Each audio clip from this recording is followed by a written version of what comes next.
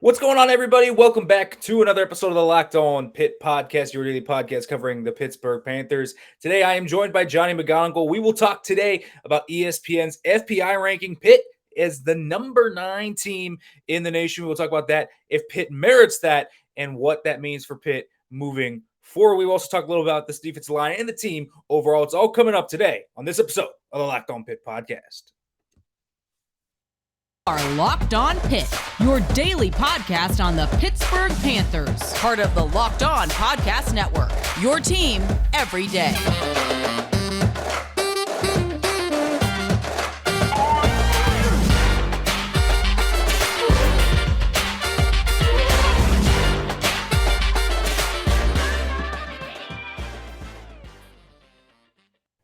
Well, folks, welcome back, as always, to the Locked On Pitt podcast. As always, thank you for making the Locked On Pitt podcast your first listen every day. If you're watching this on YouTube, make sure to like, comment, subscribe, do all that great stuff. Listening to this, make sure to leave a review, do all that good stuff. Johnny McGonigal, though, here joining us today on this great Friday edition of the Locked On podcast. Johnny, how are you doing today, man? Welcome into the show. I'm good, Nick. Thanks for having me, man. I appreciate it. No problem, no problem. I know it's been a hectic few weeks here with spring ball and all of that going on. And I mean, how's the vibes going around right now at the PG and with how you're doing, man? Hey, man, it's sunny out. Spring ball, like you said, wrapped up. You know, that spring game was glorious, 10-7, and you're only taking an hour and 56 minutes, so you can't really complain there. But yeah, man, looking forward to, hopefully this nice weather continues, and obviously, plenty of storylines and stuff to continue covering throughout the off season. But yeah, looking forward to getting into the summer and eventually August training camp. For sure. Pitt program, it's not sleeping. Obviously, recruiting will pick up here soon and more coming through the program, maybe even a few more sparks coming through. But I think the biggest thing that has come out today, it's been a big week for Pitt football, even after the spring game. You had the back era brawl stuff last night. And then today, we saw this ESPN thing. I mean, I didn't even expect to talk about this. FPI, and we knew Pitt was loved in the FPI last year by ESPN, but they were ranked number 9 in the nation in the preseason FPI poll, which I just found crazy. And you see some of the teams they're up there with. I mean, they are surrounded by Auburn, Texas. I mean, they're up there with Clemson and all those guys. You just don't see Pitt up there very often. It's kind of different seeing Pitt up there. I mean, it showcases something from last year, that's for sure. Yeah, and look, I mean, coming off the season that they did, I think they finished, 13th in the AP polls, their highest finish in 4 decades, really, since I think 82. So you bring back a lot from that team. The big piece missing is Kenny Pickett, but like you said, ESPN's FPI, their metrics, they loved Pitt throughout the season last year. Even, I think it was before ACC play even started for Pitt, they were the favorite, or at least one of the top favorites in the conference to win it. And even at that point, a lot of people were like, is this real? Is this really going to happen? And sure enough, it did. And so you bring back guys like Jordan Addison and a lot of the defensive line. Like you said, we'll talk about an entire senior offensive line. And then you add pieces, Kanate Mumpfield at receiver and Shane Simon at linebacker. And obviously Keaton Slovis. We'll see what he ultimately brings to quarterback, assuming that he, stays healthy and wins that job as expected. And so, I really think what it comes down to next season for them is quarterback. And whoever it is has the pieces around him to do something special again. Yeah, it's pretty interesting to actually see them up there again, number 9 overall. There have been, I think, the polls this year, at least the way too early polls, and this is kind of coming in now this week and over the past few weeks of where Pitt has been. They've been anywhere from unranked to now. I think this is the highest I've even ever seen them. I don't think I've seen them higher than 9, but I've seen them around that 15 to 25 mark a lot. And this is something I don't think Pitt has started in the polls in nearly a decade at this point. I mean, that's something new for Pat Narduzzi and his staff coming into the season with real tangible expectations. They probably are going to have a number next to their name on that TV screen on the bottom bug when they go face West Virginia at home on that Thursday night. Is likely going to have a number next to it. So I guess, first of all, where do you expect them to end up being ranked? And second, I mean, how do you think this team is going to handle those new adjustments and those new expectations they're going to have on them? Yeah, look, I haven't done a deep dive into all the teams that could be ranked anywhere from, 7, 8, 9 to 17, 18, 19. But with that being said, I would expect this Pitt team to come in around the 15 to 20 mark. I think that's a fine spot to put them. I do think they deserve to be in the top 25 in the preseason with all the polls and everything that's going to be going on, the AP, the coaches and all that. There will be some people that don't rank them because they'll look at it and say, hey, Kenny Pickett's gone, and they just don't look enough into this team. But I do think that they have enough returning production that, I've said it all throughout spring. Kenny Pickett was an 11 out of 10 last year. Keaton Slovis doesn't have to be an 11 out of 10 for this, team to win 9 games, potentially win 10 games. And so I think that 15 to 20 range is a safe spot. And you talk about that expectation and coming into the season with a little bit of a burden, a weight of, living up to that. I think it's, it's nice to have senior leaders. It's nice to have, even if Nick Patty isn't your starter, he's a guy a lot of people respect and within the program. You've got the senior offensive line. You've got guys on the defensive line. Deslin Alexandre was a captain last year. These guys have, obviously they won an ACC title last year, so they know how to handle pressure and handle the spotlight. And I think that'll just be a continuation of that. I think it's just an understanding that they have within the program that, hey, we've done this already. We know what it's like to deal with the pressure. I mean, think about it, like late October through, November. All of those were pretty much must-win games for them to secure the Coastal and get to Charlotte in the first place. And so I think this team, veteran leadership-wise, is in a good spot. Yeah, I agree with that. Again, I'm not sure about the 9 overall rank. I don't think I put them that high, but I do think that they at least deserve to be ranked. They have so much returning production, and that's the thing. I think a lot of people on the outside just look at it and say they're in the ACC, they're losing Kenny Pickett, and Pitt is not a blue blood, so they're not going to be ranked consistently high like, say, in Ohio State and Oklahoma. They're not going to be in that same conversation. So see them at number 9. I mean, ESPN, obviously, it's just a metric, but that is some real respect, I think, for the program that's built and the talent on the team that's coming back.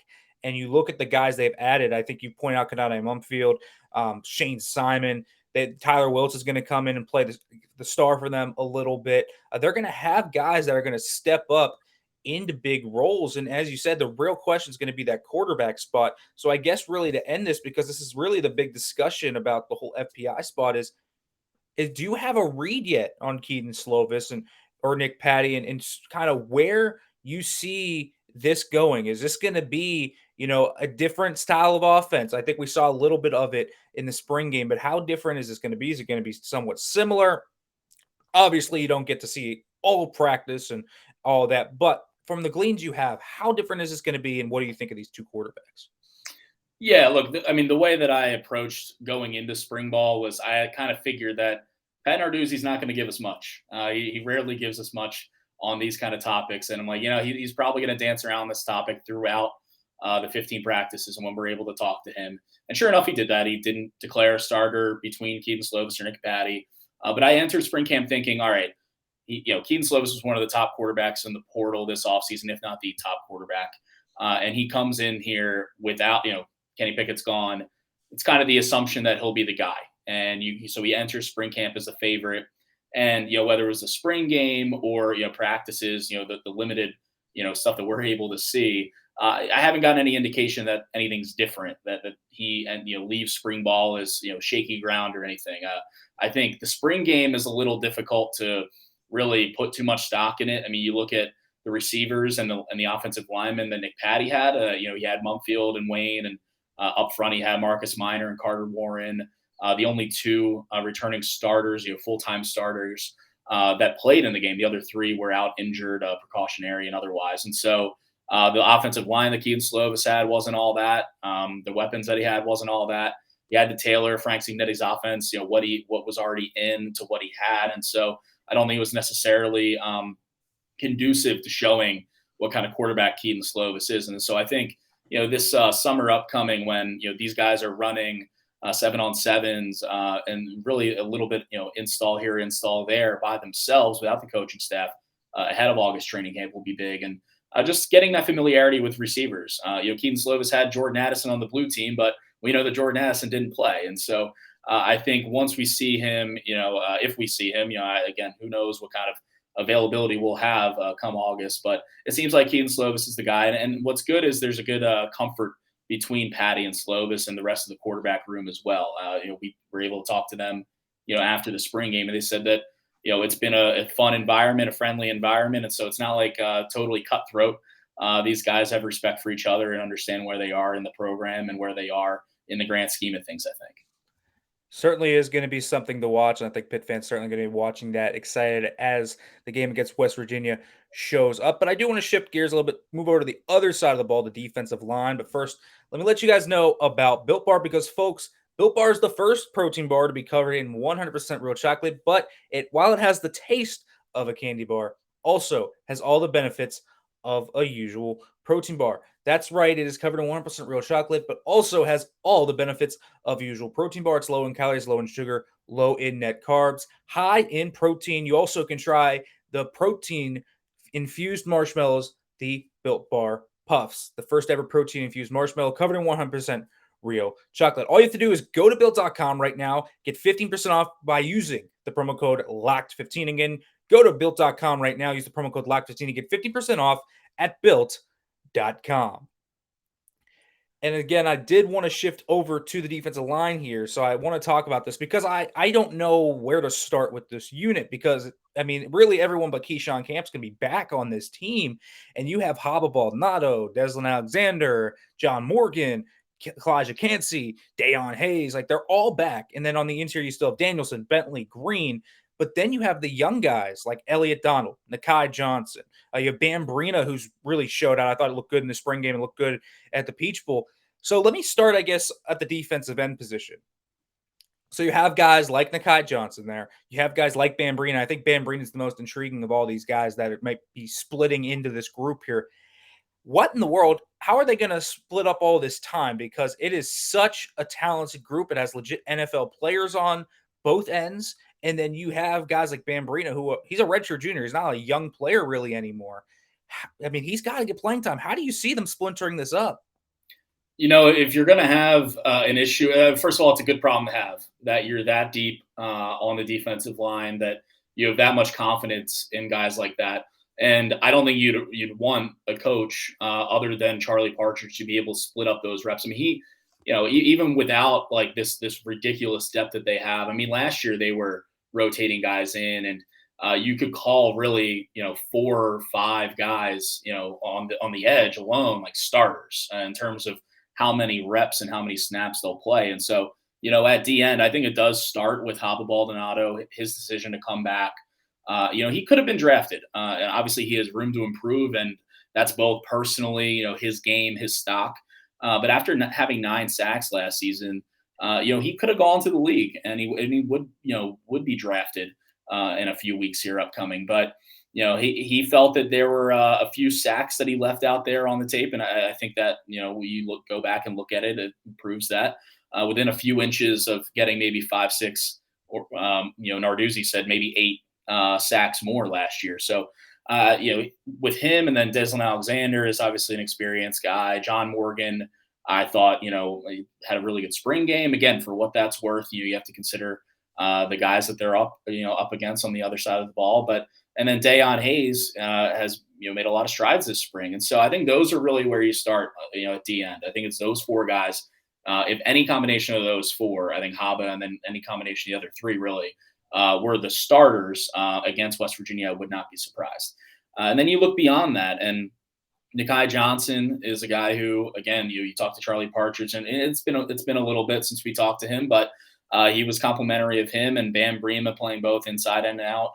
I think there's a lot of guys that just, I think you're going to see a lot of guys, even in the Rhode Island game, say like there's going to be a lot of guys who end up making sacks, and you're like, oh yeah, like that's a guy to keep an eye on for the future. And I think you have that on the interior as well. Sean Fitzsimmons, a kid who early enrolls from Central Valley and has really, we talked to John Morgan earlier in camp, and he was saying that he was one of the standouts among those younger guys. And so, but how much playing time is he going to get? Because it's tough when you've got Calijah Kancey, who will be a preseason All-American, and Devin Danielson, Tyler Bentley, David Green, guys who have started so many games for this team already. And so when you look beyond the D line and look at linebacker, and there might be some hesitancies to be overly confident in that group after losing a handful of veterans. All you have to do is look ahead of them and say, hey, these guys are still going to get after the passer. They're going to create havoc in the backfield, whether that's TFL, sacks, pressures, hurries. They're going to be getting after it. And so I think you have to feel confident about that group really from top to bottom. Yeah, such a talented group. Charlie Partridge has built this thing from the ground up, and they have been consistently in the top for sacks, disruption stuff, any type of stat you have that is inclined on, say, tackles for loss, pressures, whatever. They're in the top of it, and it's been because of this ability to identify talent, produce it, and all of that. And as you say that, I also have to talk about one specific guy on that interior because there is a little bit of opening for some playing time on that interior line. Again, I think they have a good, solid interior line. But with no Keyshawn Camp, there could be someone to step into that vacuum. Could that guy be Elliot Donald? That's the question. Obviously, the nephew of Aaron Donald. But where is he standing at? What have you kind of heard about him? And what are they saying about Elliot Donald and him this spring? Yeah, again, it's difficult when we talked to Charlie Partridge like a few weeks ago, and so I believe it was really in the middle of spring camp, and so guys take steps forward and backwards. So I don't want to say that he's been absolutely killing it or the opposite. So it's tough, but he is I think at the stage where he's getting a better grasp of the system and on the mental side, and he's still a young guy, and so you don't want to put too many expectations on him. I don't think coming in with a lot of hype, and rightfully so. He had a great career at Central Catholic and came in with all the pedigree that you would want from a star basis, recruiting and all that kind of stuff. Had the offers. That it was a big get for Pitt when he came. But I think it's nice that, yes, he could certainly step up into a larger role this upcoming season. But I don't think there's the pressure on him to do that, which I think is again, it's a nice problem to have, that it's like, oh crap, it's not like, oh crap, we need this guy to be a starter for us right now. It's, hey, let's work him in, if he takes to it, great, let him run with it.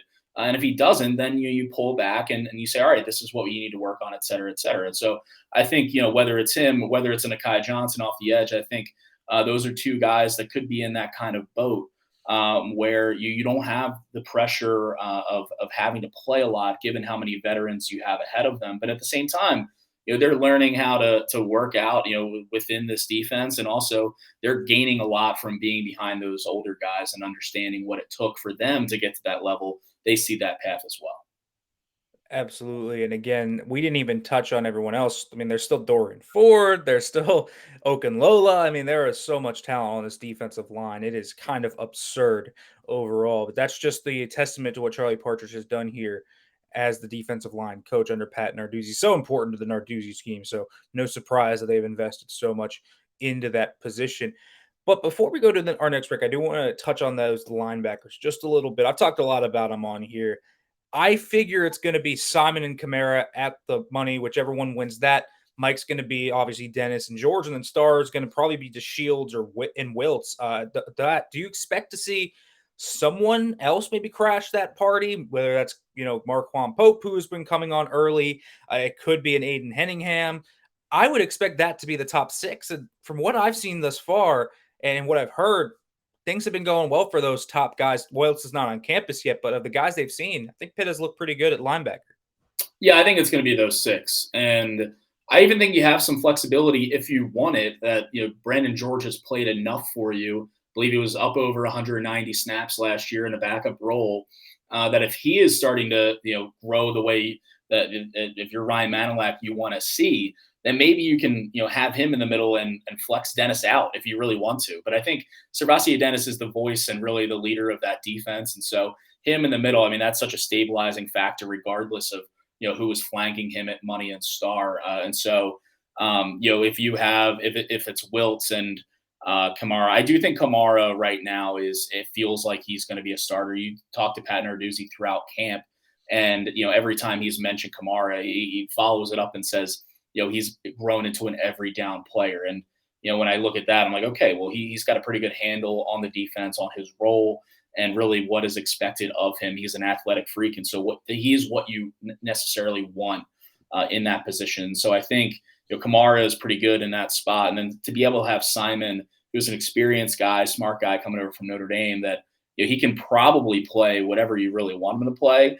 It'll take some time, obviously, still getting into a groove, and this spring camp was big for him, learning the system, learning the defensive system. But I think it's going to be those 6 guys, and I'm intrigued to see what ultimately Wiltz brings to the table. He's enrolling after spring camp, and so it's not like we saw him in the spring game or any of the practices or anything from Missouri State, but he was an all-conference player at the FCS level, a lot of experience there. And so I think this linebacker group is in a better spot now, obviously, than it was maybe 6 weeks ago. I think entering spring camp, other than quarterback, it was the biggest question mark and biggest concern or weakness of this team. I mean, Narduzzi has admitted that and acknowledged that even after the spring game, that you say if this team has a weakness, it's that. And so there's still some, you still want to see them grow, still want to move up the ladder and improve. But I think this group is in a better spot now than it was, a month and a half ago.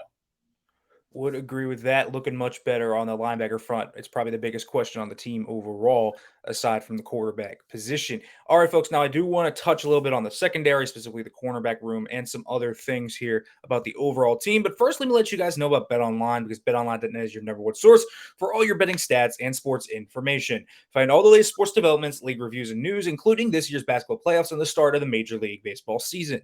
BetOnline is your continued source for all your sporting wagering information, from live betting to playoffs, esports, and more. Head to the website today or use your mobile device to learn more about the trends and the action. BetOnline, where the game starts. Now, Johnny, I do want to talk about the corner room. I'm not going to really touch on safeties. I feel like that's pretty set. But corner has, again, one of those big voids that we've talked about. Losing Damarri Mathis, who, by the way, has just killed the NFL draft process and seems to be rocketing up boards. But it's going to be Marquez Williams, MJ Devonshire, AJ Woods, and then who? It's kind of going to be, is it Rashad Battle? Is it Noah Bigelow? Is it Tamarian Crumpley? Is it someone else? That's the question. Who's the fourth corner? And I guess, who do you think out of Devonshire and Woods right now is situated to be the starter across from Marquez Williams? Again, I think they flipped those guys out. I think back in 2019, when you had Pinnock and Mathis and you had enough of an understanding there where you could flip in 3 guys, 4 guys, and rotate them enough. And so Mathis will be a big loss. You look back in 2019, the year that he had, I mean, one of the best completion rate allowed percentages in that season. And then against the run, he was one of the best corners in the country last year after that season-ending injury ahead of the 2020 season. And so he's going to make some NFL team very happy. When you have a vert like John Morant does, you'll do all right for yourself at the next level. So they'll have to replace him. But I like the way that AJ Woods grew throughout the season. Look, he had a rough Tennessee game. He had a rough early start to the season, I think. But you look at the way he played in the ACC championship game, I think he played pretty well. MJ Devonshire is another guy who grew as the season went on. And so I think that's what you'd like to see from those guys, as well as Marquez Williams, who I think has stepped up as a leader in that corner room in the absence of Damarri Mathis. He's a very vocal guy, a guy that Archie Collins relies on to set an example for that room. And so I think those 3, I really think you can consider all of them starters at this point. Hopefully for their sake, they stay healthy throughout camp. Unlike, Mathis wasn't able to do that ahead of the 2020 season. I think you're comfortable enough with those 3 guys rolling into the fall. That the fourth guy, though, I mean, is it Rashad Battle moving back from safety? I think that's a one to keep an eye on. And his role, even as the Delta spot, when they go 5 DBs for him to get on the field, I think he's really a guy to keep an eye on. And then Rylan Gandy is a guy that was on everyone's, minds and lips in terms of the coaching staff throughout this spring camp.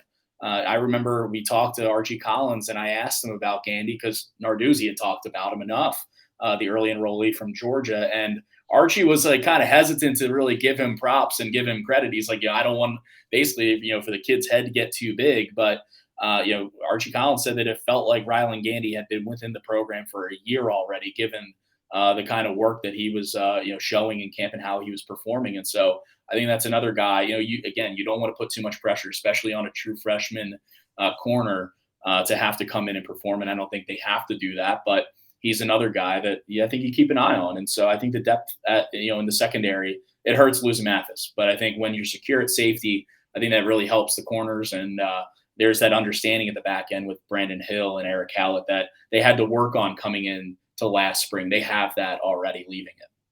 Yeah, and that's going to be a big thing. Cohesiveness on the back end is pretty much there for the most part, aside from Damarri Mathis. Now, let me look at the overall team right now. So they have a pretty, I mean, the schedule's not that hard, right?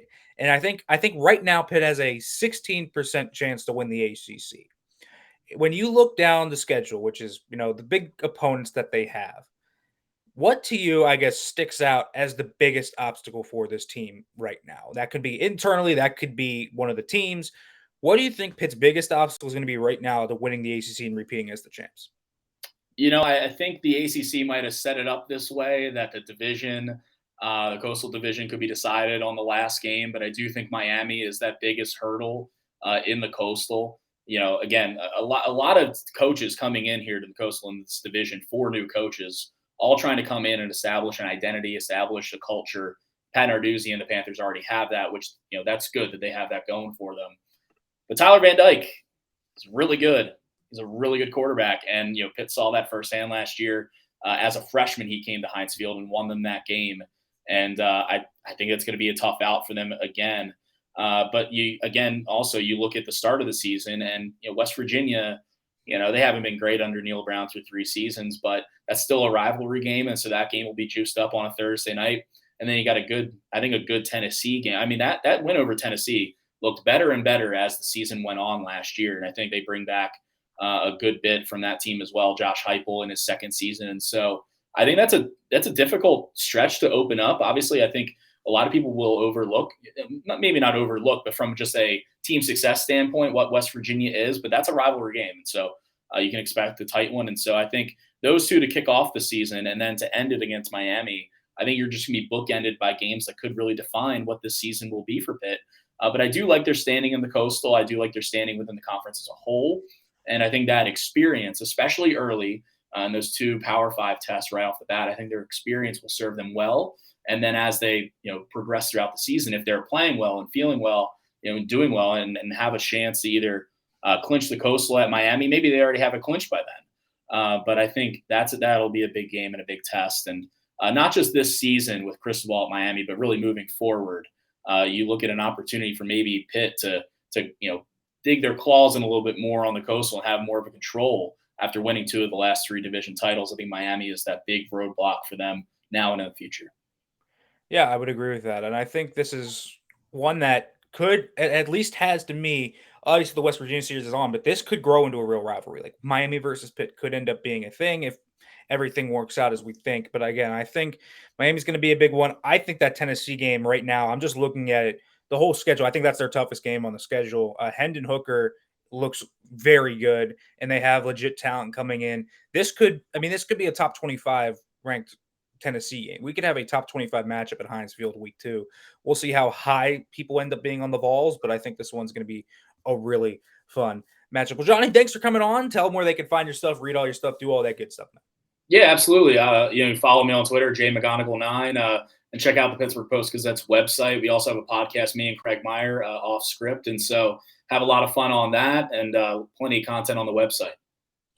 Make sure to check out all that stuff. Johnny does great work here on the Pitt Beat, one of the best Pitt Beat writers out there, one of the best writers, period, out there. So make sure to go check that out, folks. As always, we will be back here tomorrow talking Kenny Pickett with Ian Cummings from Pro Football Network. It's all, folks, for today. Thanks for listening. And as always, hail to Pitt.